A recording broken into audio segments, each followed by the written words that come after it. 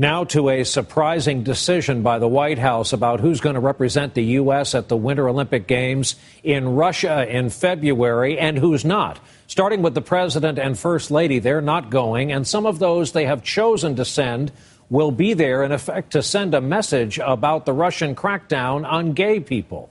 Our political director, Chief White House Correspondent Chuck Todd from the North Lawn with details on this tonight. Chuck, good evening.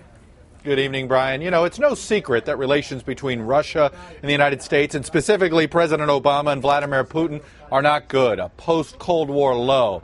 And it appears those hard feelings are now spilling over into the upcoming Winter Olympics. For the first time since 2000, the U.S. delegation to an Olympics will not include a member of the first family, a vice president, or a former president. Instead, the delegation to Sochi will be led simply by a former cabinet secretary, Jenna Napolitano, and feature two openly gay former athletes, Olympic medalist Caitlin Cahow and tennis legend Billie Jean King. This is the second time in 4 months the president has snubbed Putin. Earlier this year, he canceled a planned Moscow summit, upset over Russia's decision to provide asylum to NSA leaker Edward Snowden.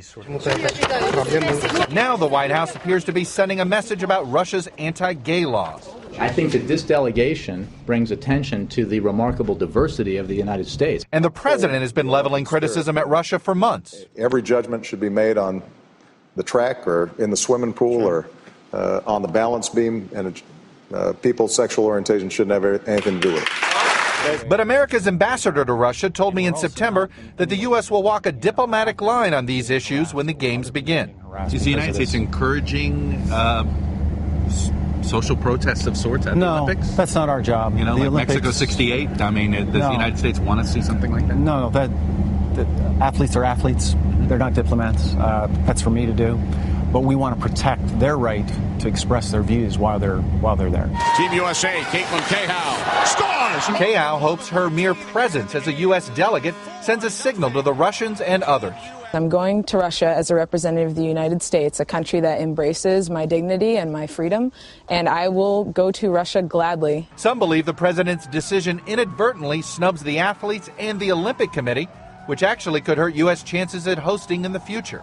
You can make a fairly compelling argument that President Obama is actually disrespecting the American athletes by himself not going. It would have been a very different signal indeed if President Obama had gone himself and sent Billie Jean King with him. Now, while this delegation decision is a diplomatic poke in the eye, the U.S. could take things a step further and scare tourists away if it issues a travel alert for Sochi. After all, the games will take place less than 100 miles from one of the world's terrorist hot zones, the North Caucasus of Russia. But as of today, Brian, the State Department has no plans to issue that alert. All right, the Winter Olympics already fraught. Chuck, before we let you go, there was news there at the White House today regarding the NSA data mining.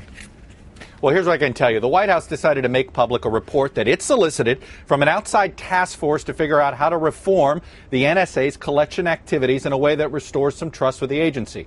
They made a bunch of recommendations, but here are 4 that matter. They would like to see that it be no longer have the government house this so-called meta phone and internet data. Instead, let the phone and internet companies themselves do it. No more blanket court orders for phone and internet data. Instead, force the government to show some legal cause for every instance when it needs specific phone and internet data. Allow these private phone companies to make public each time it interacts and is forced to turn over data to the company. And perhaps most interestingly, take the NSA away from the control of the military and instead have a civilian put in charge who is subject to then Senate confirmation and more congressional oversight. But, Brian, the president hasn't decided if he's going to accept any of these recommendations, but we will find this out after the new year. All right, Chuck Todd with all of it from the White House tonight. Chuck, thanks.